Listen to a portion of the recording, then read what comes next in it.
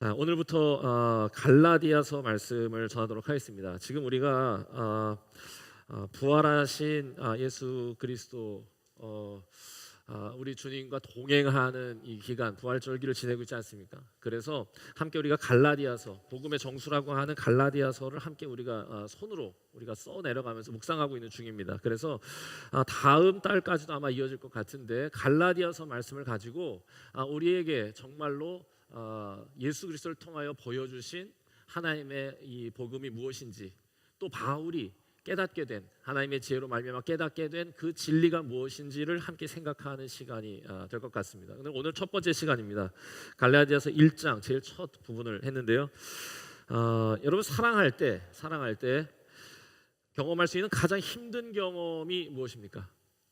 이게 누군가를 막 좋아합니다. 누군가한테 좋아했어요, 진짜. 근데 제일 힘든 경험이 뭐냐?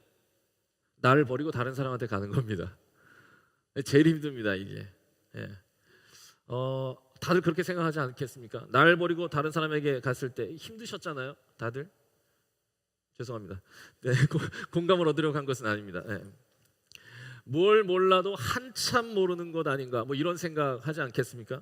아니, 내가 얼마나 괜찮은데 어떻게 나를 버릴 수 있어?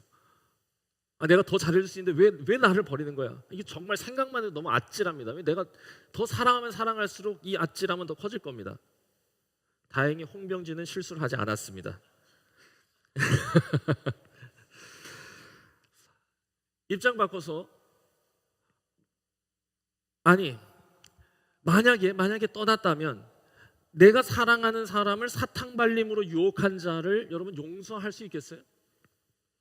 책임지지도 못하면서, 책임질 것도 아니면서, 행복하게 해주지도 못하면서 그냥 거짓 사랑으로 유혹한 그 못된 바람둥이, 이걸 용서할 수 있습니까? 이게 생각만 해도 심장이 요동치는 일입니다. 자, 이럴 때 어떻게 해야 합니까? 쿨하게 보내줘야 됩니까? 난 쿨하니까 오케이. 아니요, 정말 사랑한다면 그럴 수 없습니다. 절대로 그럴 수 없습니다. 그 작자가 누군지를 안다면 더더욱 그럴 수 없습니다. 다시 돌아오게 해야죠. 그 마수에서 벗어나게 해야죠. 지금 이 마음인 겁니다. 여러분, 만일 지금 우리가 함께 모여서 영적인 가족이 되어서 우리가 교회 공동체로 있는데, 우리 공동체 안에, 우리 가족 중에 만일 누군가가 잘못된 이야기를 듣고 하나님을 떠나고 바른 신앙을 저버린다면, 저는, 그리고 우리는 절대로 가만히 있지 않아야 합니다. 우리가 그만큼 사랑하기 때문에 서로를 절대로 내줄 수 없죠. 이게 진짜 성경의 말씀이 아니라 거짓되고 유치한 얘기를 가지고 우리 중에 누군가를 혼란스럽게 하는 자가 있다면 그게 누구건 가만두면 안 됩니다. 그런 사람 들어오면 가만두면 안 돼. 자, 바울의 마음이 이와 같았습니다. 너무 사랑했어요. 너무. 6절에 보니까 그리스도의 은혜로 너희를 부르신 이를 이같이 속히 떠나 다른 복음을 따르는 것을 내가 이상하게 여기노라. 어떻게 떠날 수 있어? 왜 그래? 왜? 나 완전 충격받았어. 도무지 내가 믿을 수가 없어. 게다가 독한 말도 막 쏟아냅니다. 8절 9절. 예수님의 사람인데 이렇게 말해도 되는가 싶을 정도의 말이죠. 너희에게 다른 복음을 전한 사람을 난 용서할 수 없어.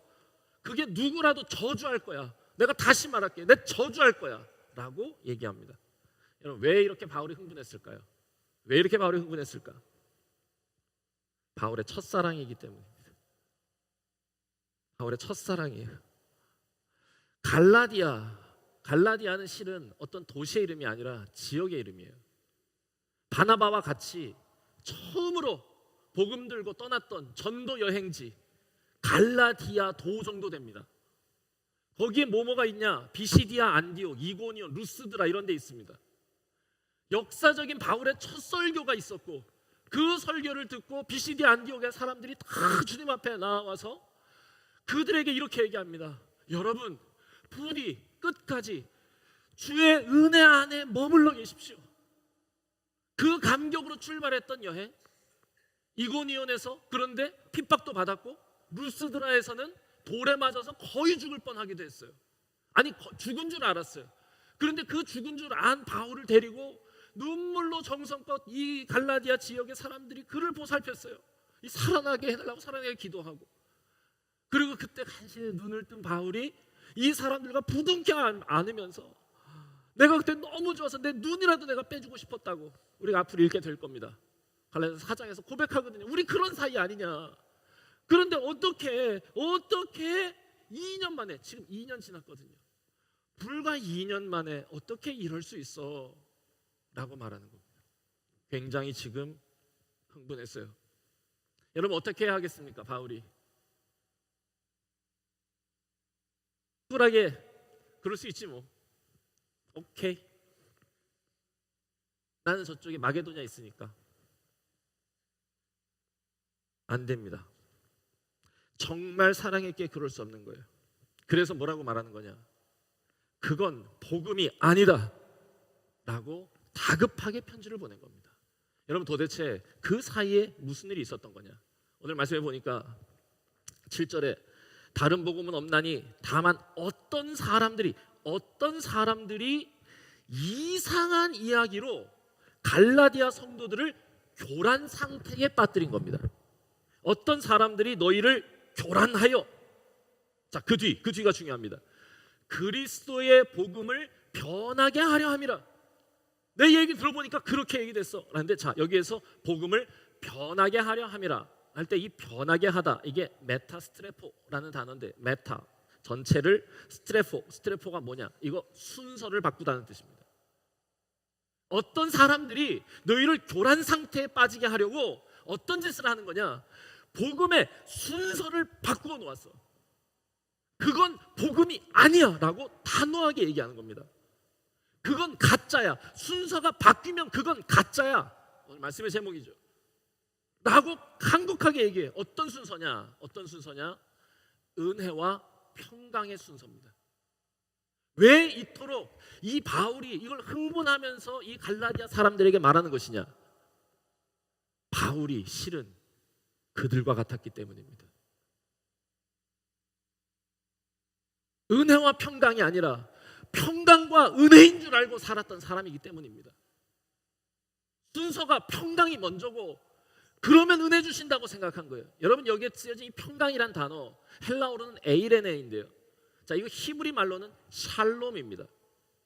우리가 전에도 생각해본 바와 같이 샬롬이라고 하는 말은 단지 우리가 생각하는 피스 수준이 아니에요. 하나님 앞에서 완전한 것을 얘기합니다. 모든 것이 회복된 상태를 샬롬이라고 하는 겁니다. 다시 말하면 바울이 갖고 있었던 생각은 무엇이냐? 내가 하나님 앞에서 모든 것을 회복하면, 인격도, 생각도, 행동도, 예배도 회복하면, 그러면 하나님께서 은혜를 주신다 라고 생각한 거예요. 그런데 바울이 깨달은 건 뭐냐? 순서가 잘못됐다는 걸 깨달은 겁니다. 은혜가 먼저고 샬롬이 나중이다. 이게 바울의 시그니처예요. 바울의 모든 서신마다 꼭 이걸 쓰는 겁니다. 이게 내 편지라고 하는 것 같아요. 꼭 뭐라고 하냐? 예수 그리스도로 말미암은 은혜와 평강이 너희에게 있기를 원하노라. 이게 모든 편지 한번 보세요. 나중에 편지마다 나는 이 얘기를 하려는 거라는 겁니다. 이게 무슨 말이냐? 우리가 온전하면, 우리가 완전하면 은혜를 받는 게 아니라 우리가 은혜를 받으면 완전해질 수 있다는 거예요. 다시 하겠습니다. 우리가 더 잘하면 은혜를 받는 게 아니라 우리는 은혜를 받아야 잘할 수 있다는 얘기입니다. 이 순서를 바꾸는 건 여러분 비복음적인 게 아니라 반복음적이라는 거예요. 이것이 성경이 말하는, 또한 바울이 전하는 복음의 핵심입니다. 바울이 이 사실을 발견하고는 자신의 인생을 여기 걸은 거예요. 이게 하나님의 마음이기 때문에. 그래서 보장된 사내들인의 정규직을 버리고 평생 가난하게 오해받으며 살더라도 이 진리를 전하며 사는 게 가장 가치 있다고 여긴 겁니다. 여러분, 이전에 바울은 누구보다 열심히 하나님 마음에 들기 위해서 애쓰던 사람이었어요. 그게 뭔 말이냐? 자기 능력으로 하나님의 사랑을 쟁취하려고 했던 겁니다. 야곱이에요. 야곱. 먼저 샬롬을 내가 이루겠다는 겁니다. 내 힘으로. 그래서 결과가 뭐냐? 잘 살았어요. 잘 살았습니다. 맞아요. 훌륭합니다. 그런데 문제는 뭐냐? 열심을 낼수록, 바르게 살수록 교만해졌고,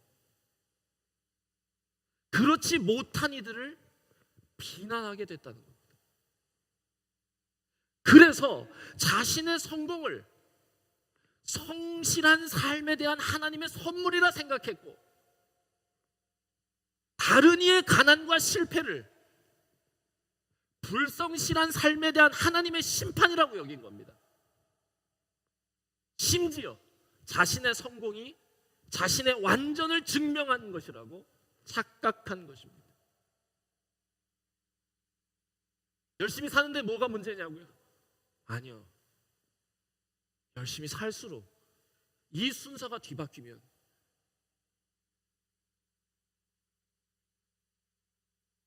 모두가 힘들어지는 겁니다. 착각입니다. 심각한 착각입니다. 행위가 필요 없다는 게 아니에요. 열심히 사는 게 필요 없다는 게 아니에요. 열심히 바르게 살아야지요. 선하게, 정직하게, 의롭게 사는 것, 여러분, 이건 꼭 필요한 것이고, 하나님은 우리가 그렇게 살기를 바라시죠. 그럼요. 하지만 성경이 말하는 게 뭐냐? 우리가 그렇게 살아갈 능력이 없다는 걸 인정하고 하나님의 은혜 앞에 나오라는 거예요. 여기서부터 모든 게 출발한다는 거고, 이게 시작이라는 겁니다. 여기가 스타팅 포인트다.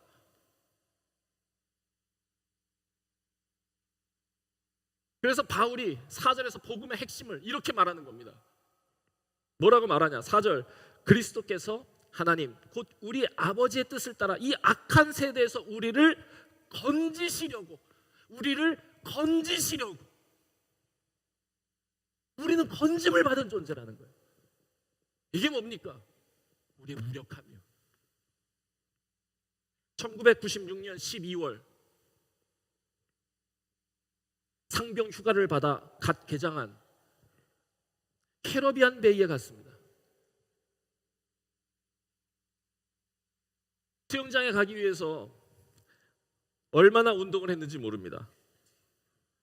멋있어 보이고 싶었습니다.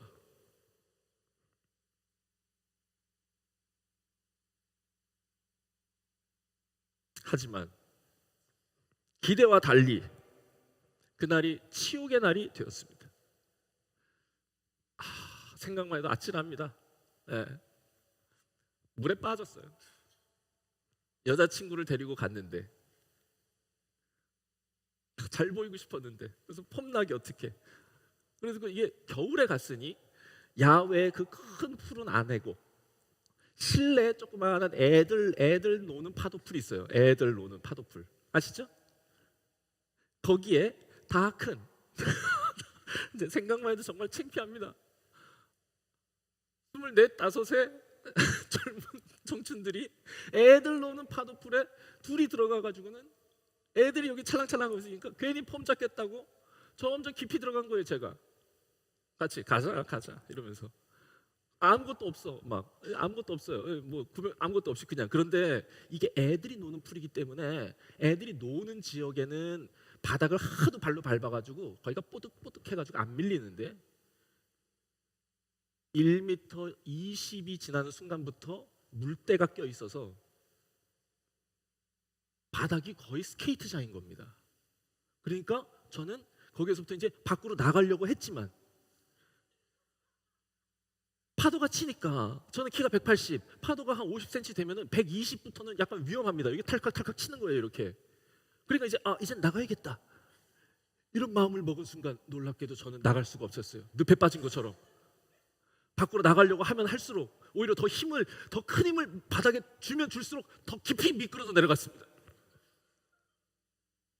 1m 40, 1m 50, 이미 1m 50까지 간 순간 파도는 저의 머리 위를 넘쳐갔어요. 그런데 그때 같이 갔던 여자친구는 자기 혼자 살겠다고 제 머리를 누르기 시작했어요. 살려달라고 소리를 치는 거예요. 내가 소리쳐야 되는데 자기가 소리치고 있어요. 그때 알았습니다. 아, 나는 수영할 능력이 없구나. 아, 여기에서 나는 수영장 물을 먹고 죽거나 병원에 가거나 둘 중에 하나다. 정말 하늘이 노랬습니다. 여러분, 그때 저에게 필요한 게 여러분 뭐겠습니까? 물에 빠진 저에게 필요한 게 뭡니까? 가르침이 필요할 거예요. 가르침. 옆에 가이드가 자 선생님, 자 고객님, 자 음파, 자 자 음파, 자 제가 시킨 대로 하십시오. 자 음파. 아니면 교본을 던져주면서 자 일단 읽어보시고 열심히 잘 훈련하시면 충분히 나올 수 있습니다. 자 화이팅. 천만에요. 밧줄을 던져주어야 하는 겁니다. 그때 우리에게 필요한 게 뭐냐? 교사가 아니라 구조자가 필요하다. 성경이 우리에게 말씀하시는 예수 그리스도는 어떤 분이시냐? 구조자입니다. 소테르, 구원자 되신다. 그래서 그가 가르치신 대로 살아가라가 아니라 그가 너희를 건져주셨음에 감사하랍니다. 이 말은 무슨 말이냐? 우리는 거기에서 빠져나올 힘이 없다는 거예요. 여러분, 어떤 사람이라야 구조될 수 있는지 아세요? 발버둥 치면 못 구합니다. 힘이 빠져야 구할 수 있어요. 착각을 버려야 사는 거예요. 우리의 힘으로 죄에서 나올 수 있는 게 아니에요. 우리는 도움이 필요합니다.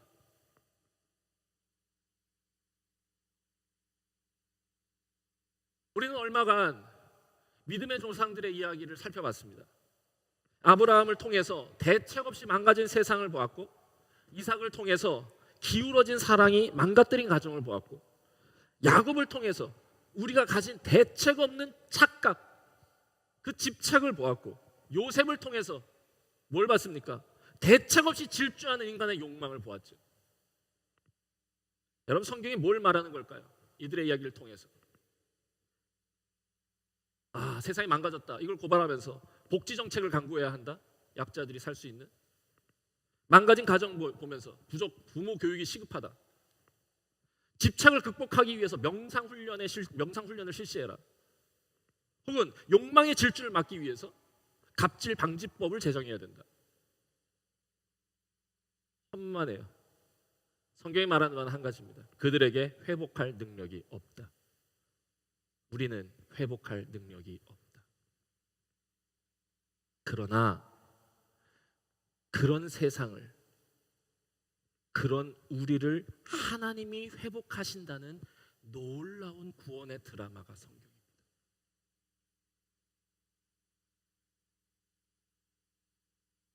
우리의 어떠함과 상관없이 그 어떤 사람도 스스로의 힘으로 물에서 빠져나올 수 없음을 보여주시고, 그가 친히 우리를 사랑하사 우리 하나님을 버렸기에 능력 없는 우리를 하나님이 찾아오사 우리의 손을 붙드시고 우리에게 그 힘과 능력을 공급하여 주신다는 이야기. 인간은 그래야, 그제서야 탈출할 수 있다는 복음. 그러니 하나님의 은혜 앞에 겸손히 나와라. 그의 손을 잡아라, 이거예요. 이게 회복의 가능성을 상실한 세상, 그런 세상을 만든 우리의 유일한 탈출구가 된다는 거예요. 그런데 지금 갈라디아에 어떤 사람들이 뭐라 그러는 거냐? 이 은혜를 망각하게 하는 겁니다. 건져주셨음에 대하여서 잊어버리게 자꾸 만드는 거예요. 잊어버리게. 그러니까 자꾸 할례하라고 그러고, 음식 이렇게 하라고, 옷 똑바로 입으라고 그러고, 통제하려고 그러고. 그게 답답한 거예요. 답답한 거. 그렇게 하지 말라는 게 아니라 자꾸 그렇게 얘기하고 그러면 순서 바뀐다고, 그게 나라고, 그게 나였다고. 내가 그렇게 살다가 하나님이 보내주신 그의 아들 예수 그리스도를 핍박하고 그런 성도들을 죽이는 사람이 됐었다고. 자기와 같던 사람들을 바라보면서 저주하겠다고, 그건 자기의 과거를 저주하는 거예요. 자신의 어리석음을 고백하는 겁니다. 그거 아니라고, 그거 아니라고. 여러분, 오늘 말씀이 전하고자 하는 메시지는 이것 하나입니다. 여기에서부터 우리의 신앙이 출발한다는 거. 여러분, 이 말씀 앞에서 여러분의 신앙을 비추어 보길 바랍니다. 정말로 나는 은혜를 구하고 있는가? 하나님만이 나의 유일한 해법이 되신다는 걸 인정하고 있는가? 나는 물에 빠진 존재라는 것을 자각하였는가?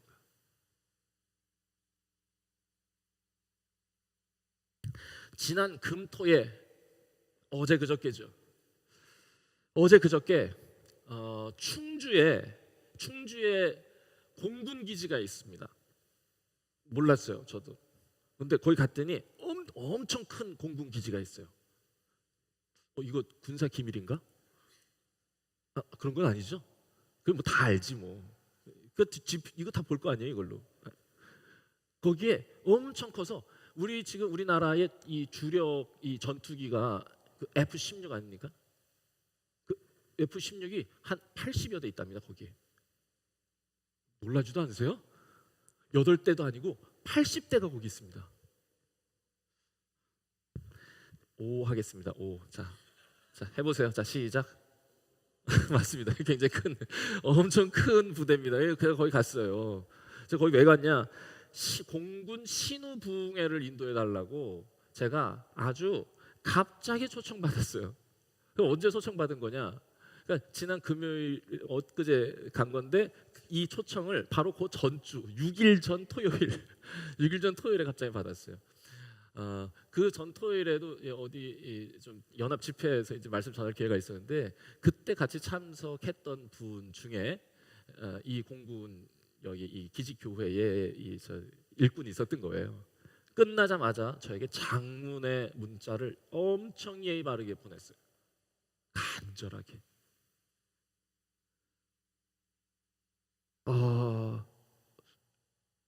거절할 수가 없었어요. 너무 급작스럽고 제가 그래서 다음 달도 아니고 다음 주를 말씀하시는 겁니까? 그렇대요. 그래도 여긴 가야겠다 이런 마음이 들었어요. 저 군종이었거든요.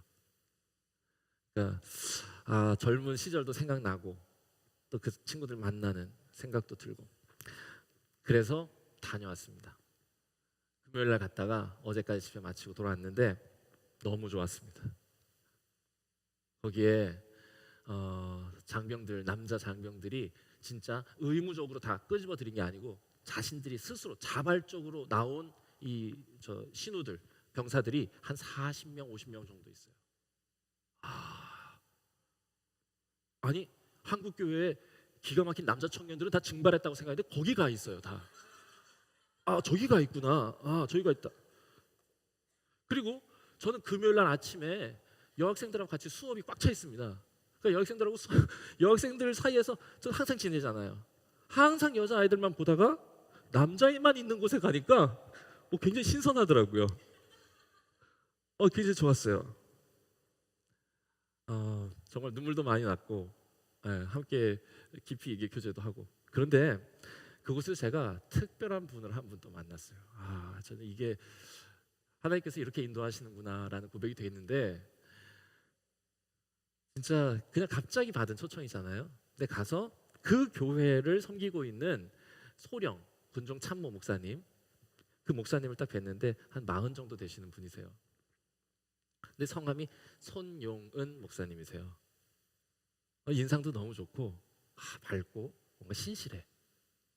그러니까 이게 그렇게 젊은 나이에 이 장교가 될 수 있는 목사님들은 흔치 않아요. 진짜 좋은 분들이에요. 그러니까 신학생들 중에 공부 제일 잘하는 사람들이 군목 가고요. 그 군목 중에서 제일 훌륭한 사람들이 그렇게 소령되는 겁니다. 얼마나 훌륭하시겠어요. 저 같은 사람 저는 병장인데 비교할 수도 없어요. 그래서 약간 이제 주눅이 든 상태였는데 네 불러주셔서 감사합니다. 이제 이렇게 하는데 그 옆에 있던 장로님이 그 목사님을 이렇게 소개하는데 제가 몸이 굳었습니다. 목사님, 우리 목사님 손양원 목사님 손자입니다.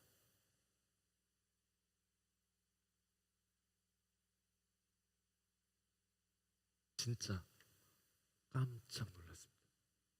아, 손양원 목사님의 손자가 목회하는구나. 그래서 잠깐 머리가 잠깐 찌직하더라고요. 그리고 나서 제가 이렇게 하면서 제가 진짜 존경의 마음으로 그분에게 여쭤봤어요. 아버님도 목회하십니까? 네. 저희 집에 목사만 10명 있습니다. 아, 신앙인으로서의 목회자로서의 존엄을 이어가는 가문 앞에 저절로 겸손해졌습니다. 그러면서 그 할아버지 이야기를 같이 나눴죠. 여러분, 손양원 목사님 어떤 분인지 아세요? 47세에 돌아가세요. 38년, 그러니까 1902년에 태어나셨는데 38년, 35이 36이 되던 그해 신학교 졸업하시고 늦게 하셨죠. 여수에 애양원이라고 하는 나병 환자 수용시설에 가셔서 섬깁니다. 그러니까 여수라고 하는 데가 어디예요? 서울에서 제일 먼 땅입니다. 그러니까 나병 환자는 그곳에다가 버린 거예요. 그런데 그곳에 버림받은 이들에게 내가 찾아가겠다고 해서 그곳에서 사역을 시작하셨고, 그곳에서 어떻게 사역하셨는지 아직도 그 나 환자들의 아버지가 그분이세요. 전에 한번 그곳에 찾아갔을 때 거기 계셨던 분들 중에 할머니들은 그분을 기억하시는 분도 있어요. 어떻게 하셨느냐? 여러분, 나 환자 손대기도 싫죠. 썩어 들어가는 병 아닙니까? 그런데 본인이 모르고 있는데 너무 크게 썩어 들어가니까 고름을 빼야 사는데 잘 안 빠지니까 이분이 어떻게 하셨겠어요? 입으로 고름을 뺍니다. 입으로 고름을 빼. 그래서 살아나신 분들이야. 또 10년 뒤 48년에 여순 반란 사건 때, 그때 예수쟁이, 이렇게 반란군, 공산당원 이렇게 하는, 그때 예수쟁이라는 이유로 반란군이 두 아들을 총살시킵니다.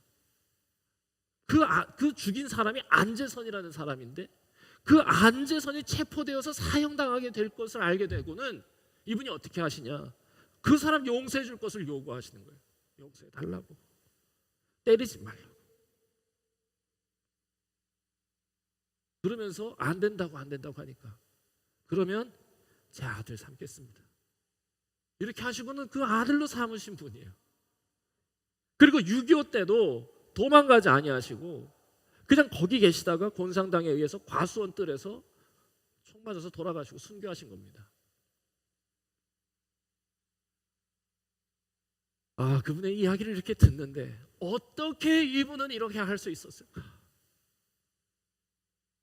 어떻게 그분의 삶이 우리를 이렇게 부끄럽게 만드는가? 그 마음에 무엇이 있었길래? 여러분, 이 손양원 목사님이 나 환자를 돌보고 안재선을 용서할 마음, 누가 공급하신 것입니까? 또한 그 마음을 삶으로 옮길 수 있게 한 능력, 누가 공급하신 것입니까? 하나님이 주신 거예요. 손양원 목사님의 3가지 기도라고 하는 시가 있습니다.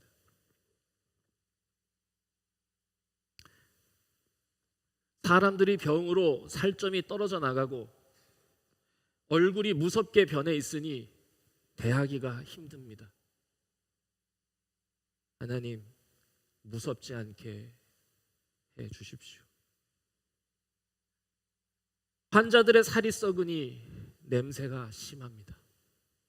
하나님, 냄새를 못 느끼게 해 주십시오. 처음 나 환자들을 위한 목회를 시작하였으니 하나님, 나 환자들을 위한 목회로 끝나게 해 주십시오. 나는 안 되니까 하나님, 은혜를 주십시오. 말씀 마치겠습니다. 여러분, 순서가 바뀌면 가짜입니다. 하나님의 손을 잡고 은혜를 구하는 것, 여기에서부터 모든 것이 시작하는 겁니다. 내가 할 수 없다는 것을 인정하는 것이 실은 믿음의 첫걸음이고 구원의 유일한 길입니다. 우리는 물에 빠졌다는 걸, 그리고 물에 빠졌던 우리를 예수님이 건져주셨다는 걸 우리 계속 기억하며 살았으면 좋겠습니다. 그래서 건져주신 그 은혜에 감사하고, 또한 그렇게 지켜나갈 능력 주실 하나님께 간구했으면 좋겠습니다. 예수님 없이 하나님께 나아갈 수 있는 사람 하나도 없어요. 하나님의 은혜 없이 샬롬을 이룰 수 있는 인간은 하나도 없어요. 그래서 오늘 우리가 생각해야 할 두 가지, 우리가 연약함을 인정하는 것, 그리고 하나님의 은혜를 더욱 사모하는 것. 이 사실이 우리에게 분명해져서 참으로 예수 그리스도로 말미암은 은혜와 평강이 우리 배화교회 모든 성도들의 삶에 넘쳐나기를 기원합니다. 기도하겠습니다.